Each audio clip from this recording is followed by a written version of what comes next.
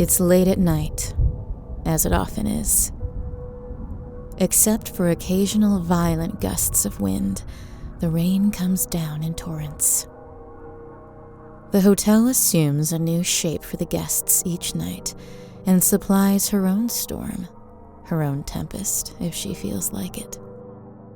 Everything here, even the here itself, is supplied by her, is her.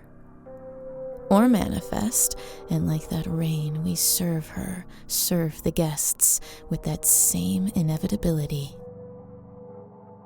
Between the beating bluster, the manifested water runs down in mercurial streams that do nothing to wash away whatever coats the outer walls of the hotel.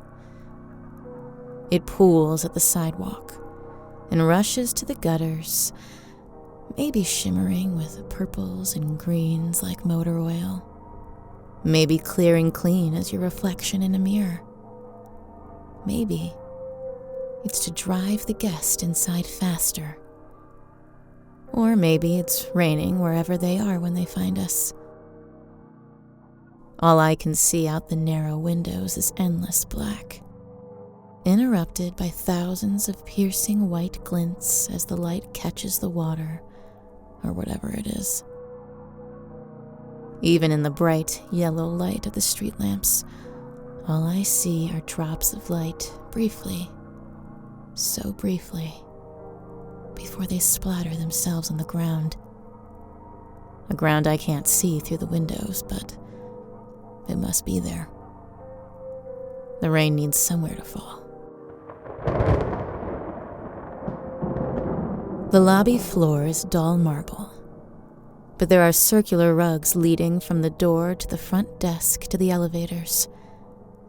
The guest will surely be soaked, as soon the rugs will be.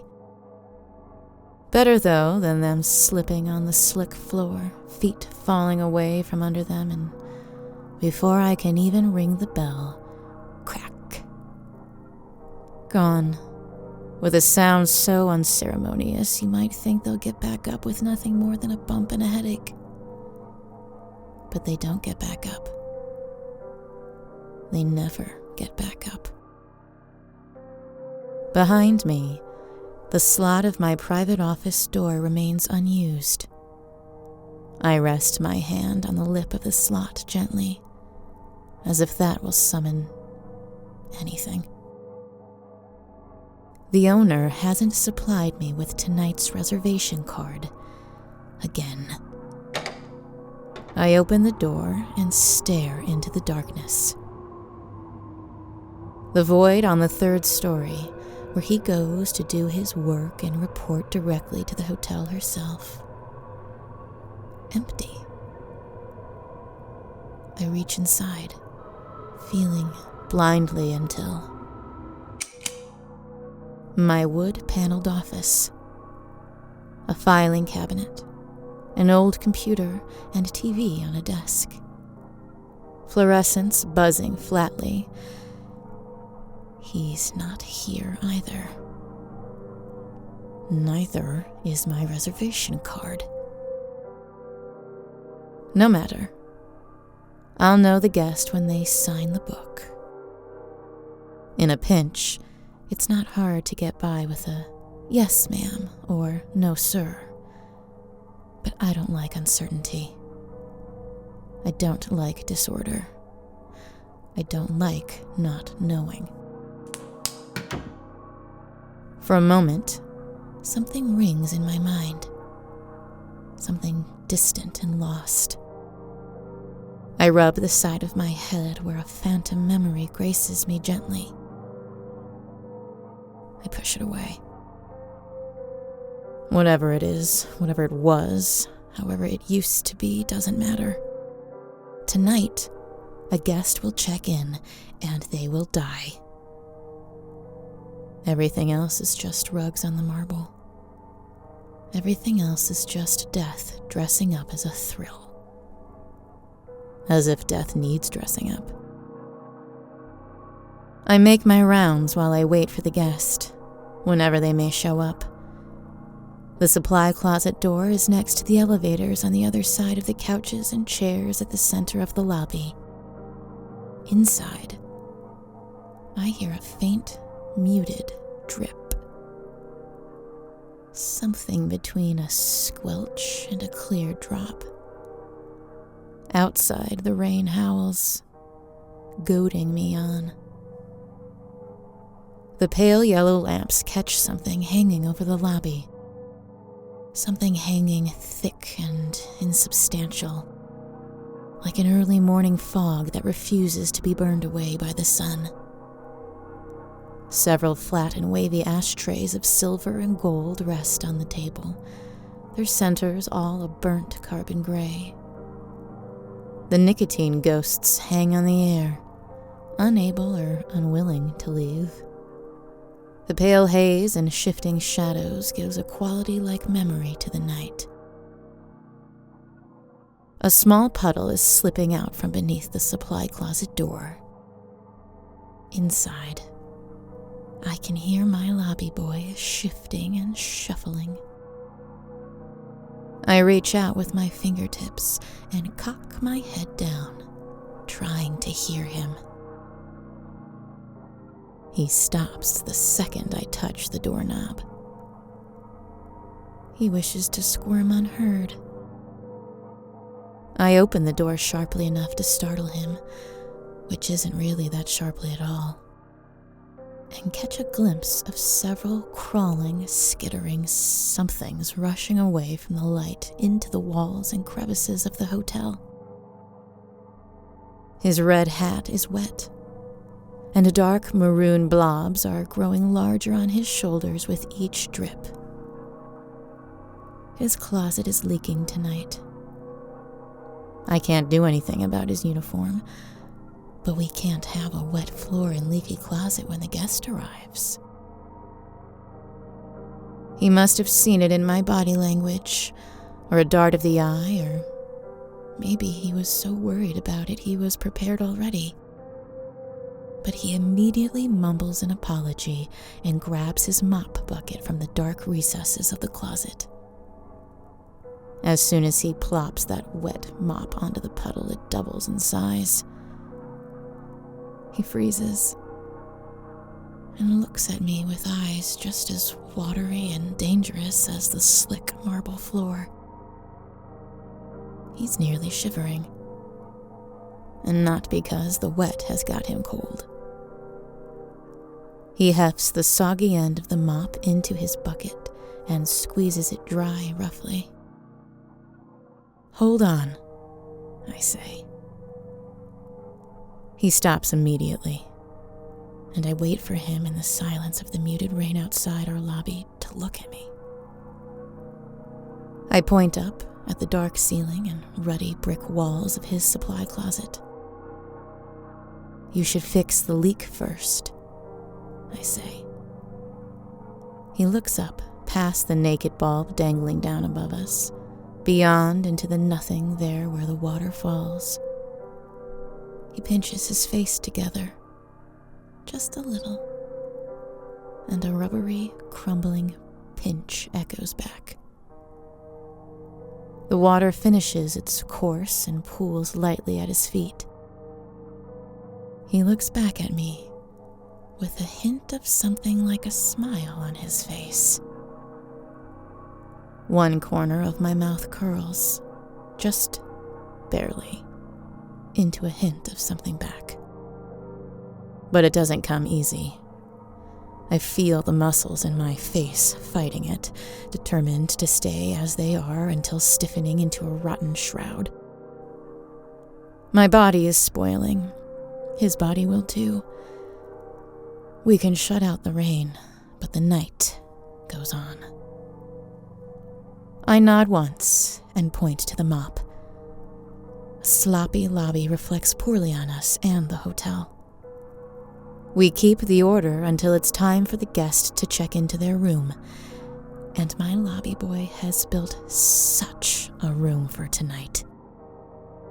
The lobby and elevator and even the halls on the 3rd story that lead to the room is all unassuming, high-end, if slightly run-down, old-fashioned hotel fare. But in the room, after the guest checks in and my lobby boy escorts them through the door, harsh metal grates with teeth like house keys instead of walls, floor, or ceiling. Hot orange light blooms through the clouds of steam that billow through the slats. There is no furniture that one would expect in a hotel room. Even the door will vanish into more hot grates once it's closed. The guest will try their best to escape first, cutting their fingers on sharp metal teeth as they try to yank and climb. Maybe they'll wrap their jacket or overshirt around their heads to protect them from the steam. If they don't end up blinding themselves this way, they'll see something beyond the bars, moving against the orange light. Tall figures, thin with knobby joints and protruding stomachs, roam in that foggy and hot area just past the walls of this room. You can almost make out the wide, unblinking blue eyes set above their puckering, whistling mouths. They wobble awkwardly, pacing on all 6 sides of the room until they get close enough to rip open the steel grates with their long fingers and reach in, grasping at the guest as they try to find a safe corner. I watch my lobby boy finish mopping up with stiff arms and blackened fingernails, and I know there are no safe corners for any of us at the hotel. They'll be here soon. I snap my fingers twice, quietly, and he looks at me with one paling eye, that not quite a smile still lingering on his lips. I kick my head towards my front desk and he follows me over, already limping a little. The haze seems thicker, the lamps seem brighter, and the rain feels somehow a little closer. A quick glance at the private office door confirms my suspicions. There's still no reservation card. I open the guest book and swing it around to face forward, right next to the front desk bell. All things in their place, all things contained. At his post in front of the desk, my lobby boy is fidgeting, shifting, agitated. He senses me staring and half turns, giving me a little nod before going back to his light squirming. He knows it's soon, too. Soon he'll be escorting the guest to their terrible fate, their terrible room, a room he built for them to die in. A nightmare to die in, made by the nightmare who lives here, made by the night herself. But this nightmare man, this lobby boy, is often unsettled by the guests. Their deaths interacting with them, often their very presence is enough to unnerve, enough to unhinge him. His desire to serve the hotel, to do a good job, to listen to his manager, has always pushed him over the edge, into the light, off the high dive and into the deep end. He likes to build the rooms. He likes crafting the poetry of the horror, even if the deaths and the screams make him flinch. The guest came in out of the rain, checking in late at night, as most of our guests do. She's pretty. Short hair and a broad smile plastered under eyes that sparkle like starlight. She wafts through the lobby in a blue dress, somehow almost, but not quite, entirely dry. She looks around the lobby, beaming at everything as if it's all so novel. I greet her, welcome her to the hotel. She turns so suddenly toward us, I almost think we surprised her. But she strides over, grinning, still as though there was some great cosmic joke that she couldn't wait to tell us. She peers closely at my lobby boy. He tries his best to return her smile, but can't stop himself from leaning back slightly to maintain the distance between them. She shakes her head fondly at him and runs her hands across my front desk. I hold out a pen for her to sign the guest book and ask if she has a reservation. She giggles and shakes her head, taking the pen to sign on the blank page waiting for her. Stepping in from nowhere, the owner appears suddenly behind her. Well, hi there. With a swift, fluid motion, he slams her head down on the guest book, hard. Her name becomes a wet splatter of blood, and she's dead before she hits the floor. It's time, lobby boy! No, wait.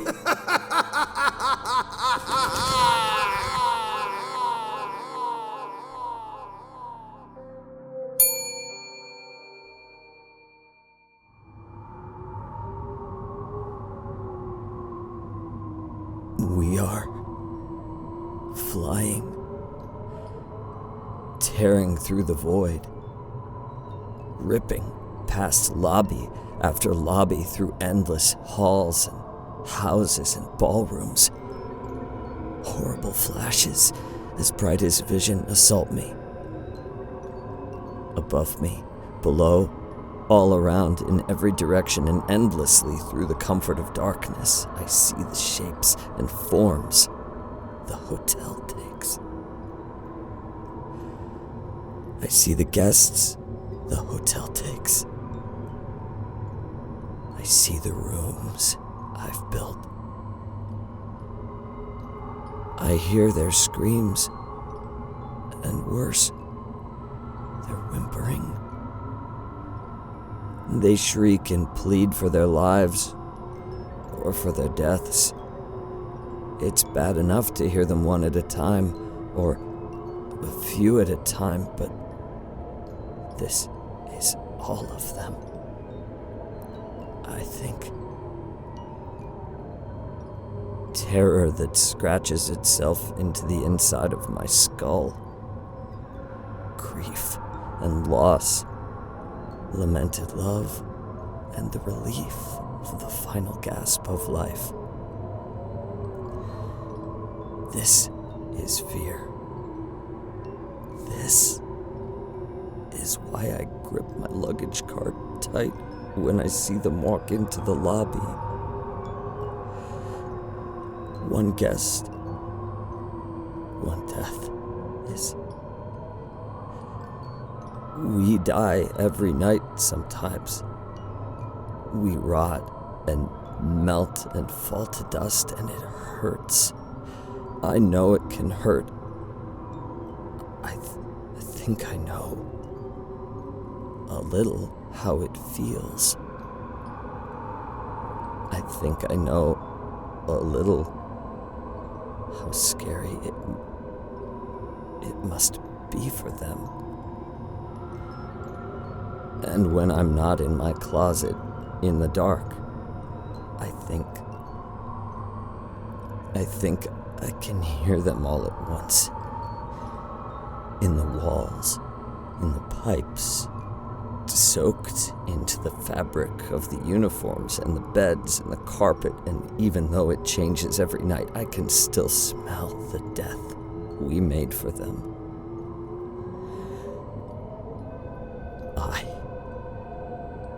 made for them. I can see everything from here. All at once, and not at all.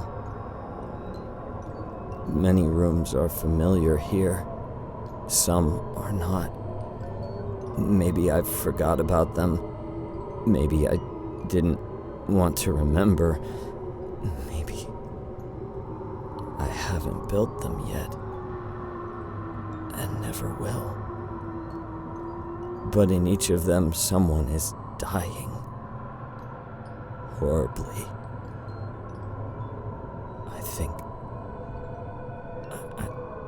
I think in some of them I saw me burning. I look away from those. I feel the dread creeping, threatening to consume me. This is what the guests feel when they're rooms. When it happens, I turn away from the rooms, but I don't find comfort. I find him holding me tight, too tight. It hurts. He's shouting or laughing. I can't hear over the din of dying around us. The chaos and wind and the madness is overwhelming. I have to break. I have to break!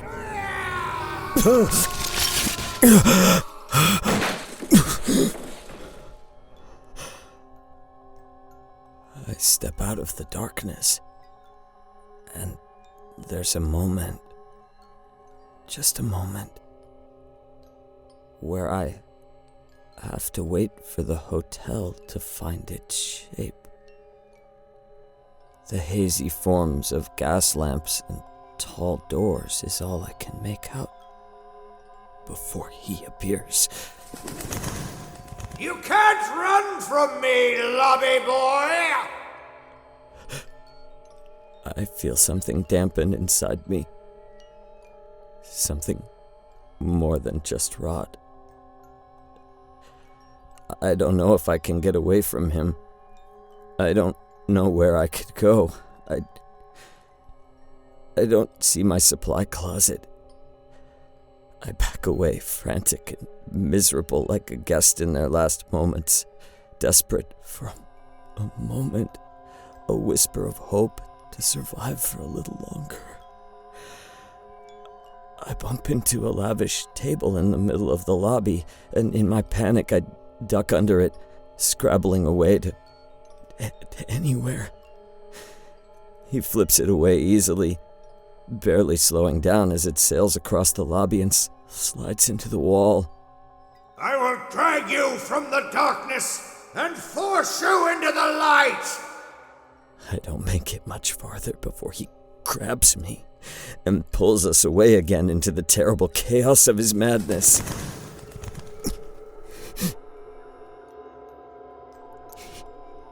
He's hurting me. We struggle then, in the nothing, in the everything, as all around us the guests check in and die. I try to pull away, but I don't know what to do. Can you hear it too, lobby boy? Can you hear the chorus of their pain? That endless deluge of misery wrapped in the mundane luxury and fantastic banality of her forms, her will, her power. Do you see? Please. Why share their pain when you should share her power? Our power. Do you see? No! Then look!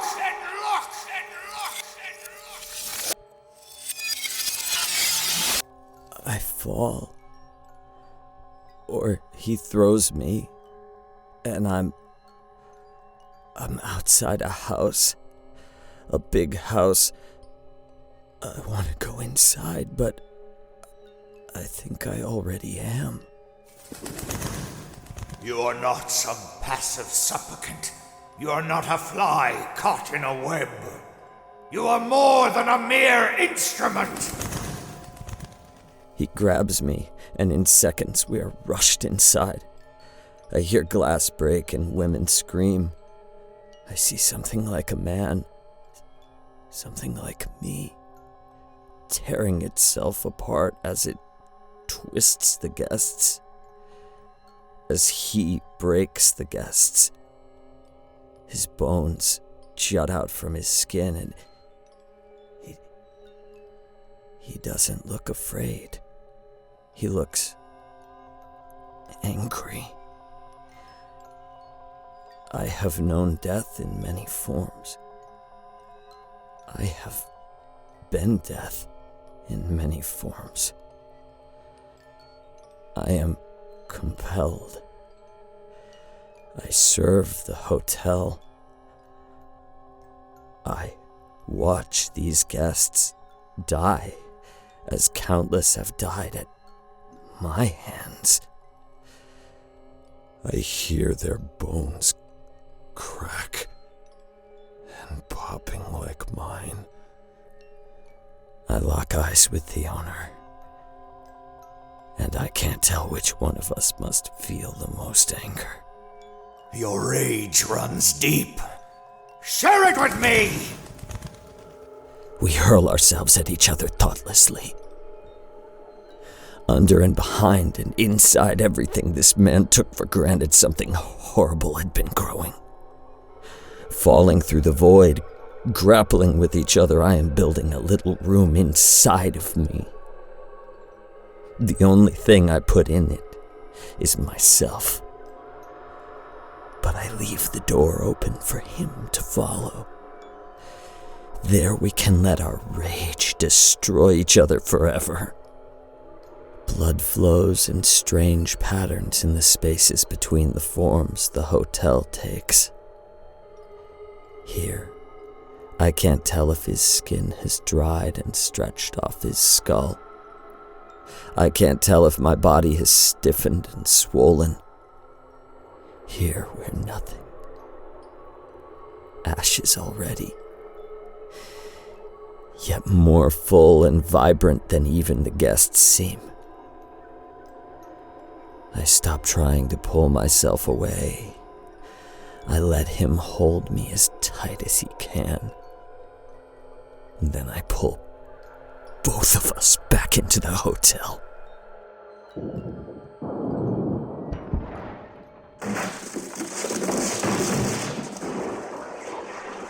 I can't tell how many rooms and lobbies we crash through before we can stop ourselves in this one. Dark wooden floors and a fireplace. Palm trees outside and the elevators.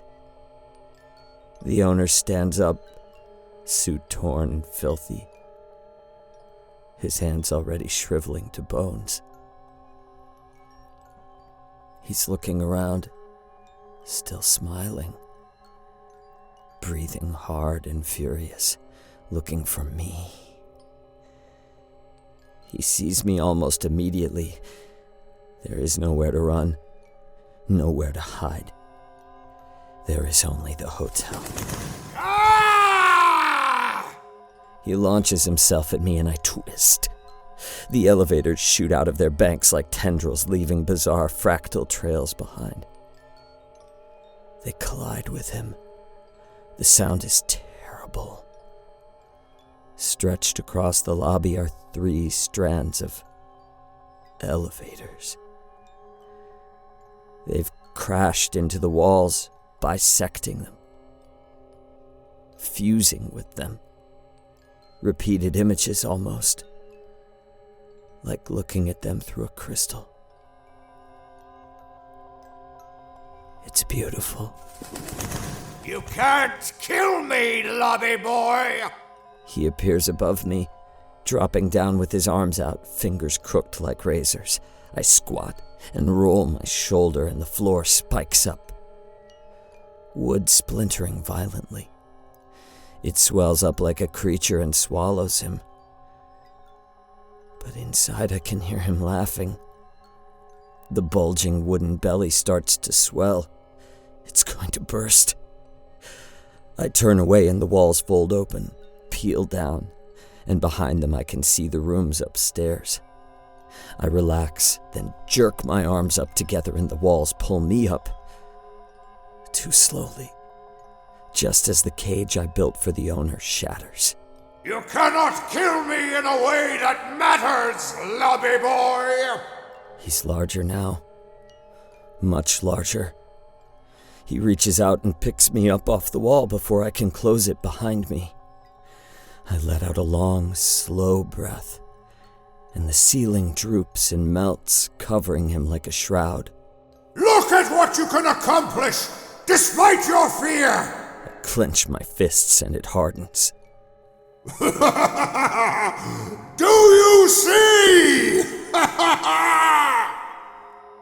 It barely slows him down. He shrugs it off like a prizefighter's robe and hurls me through the door behind the front desk. In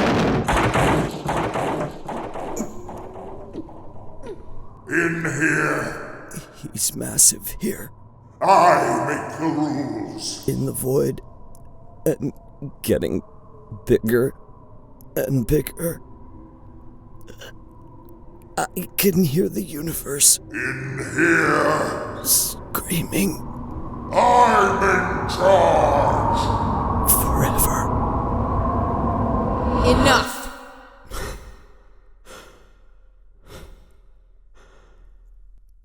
My manager,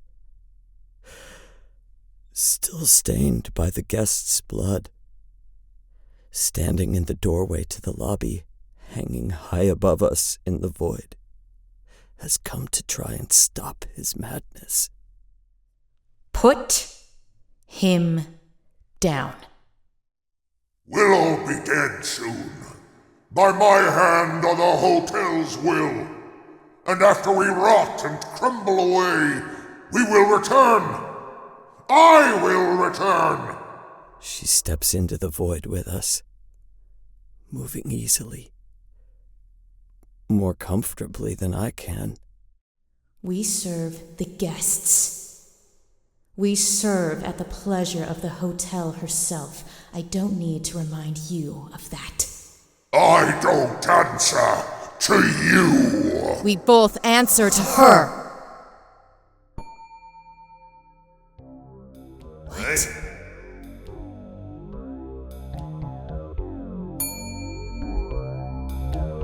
Looking out into the lobby, we see her, standing at the front desk, head bleeding freely into her short hair and down her blue dress, ringing the bell, and smiling at us under eyes like starlight. No. She's here now. Good evening, ma'am. This is unexpected. She's always been here. Well, what am I going to do with you three?